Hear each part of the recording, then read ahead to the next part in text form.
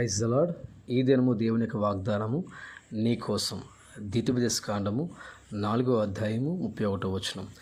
నీ దేవుని యెహోవా కనికరము గల దేవుడు గనుక నిన్ను చెయ్యి విడువడు. మరి మనం ఆరాధించే దేవుడు కనికరముల దేవుడు అని ఎన్నడూ మన చెయ్యి విడిచిపెట్టేవాడు కానే కాదు. కొన్ని సందర్భాల్లో మన బాధలు వ్యాధులు ఉండేటప్పుడు మనల్ని ఆదరించేవారు, దరిచేర్చేవారు, బలపరిచేవారు, కనికరించేవారు ఎవ్వరూ ఒకవేళ ఉండలేకపోవచ్చేమో కానీ ఈరోజు ప్రభు ప్రేమతో చెప్తున్నమాట, ఆయన నీ అందు కనికరపడేవాడు. నీ జీవితం సమస్తను మార్చగలడు. నీ బ్రతుకు యావత్తుని ప్రభు మార్చగలడు. నీ స్థితి ఇంతే అనుకోవడం లేదు. ఆయన కనికరం ఒక్కసారి నీ మీద పడిందంటే నీకు తెలియకుండానే గొప్ప అద్భుతాన్ని ప్రభు జరిగించగలరు.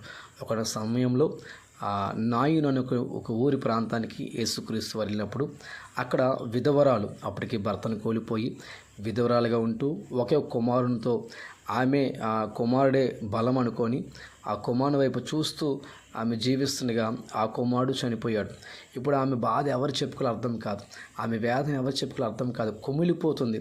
యేసుక్రీస్తు వారు ఆమె ఎద్దుకెళ్ళి ఆమె మీద కనికరపడి అప్పుడు పాడిని ముట్టగా చనిపోయిన తన కుమారుడు బ్రతకగలిగాడు. ప్రభువారు ఏదైనా అద్భుతం చేయగలడు, ఆయన ఏ కార్యమని చేయగలడు. దేవునికి అసాధ్యమైనది ఏది కూడా లేదు. నినివే పట్టణం మీద దేవుని కనికర వెళ్ళింది, ఆ ప్రాంతమంతా రక్షణ పొందింది. నోవా కాలంలో నోవాహు మీద దేవుని కనికరం పొందింది, తన ఇంటి వారందరూ రక్షణ పొందగలిగారు. ఈరోజు నీ పరిస్థితి ఏదైనా సరే, ప్రభువా నాకు సహాయము చేయండి, నీవు తప్ప నాకు వేరే దిక్కు లేదని నువ్వు దేవుడి మీద ఆధారపడగలిగితే దేవుని కనికరము నీ మీదకి నీటి మీదకి వస్తుంది. దేవుడు బహుగా నేను దీవించునుగాక.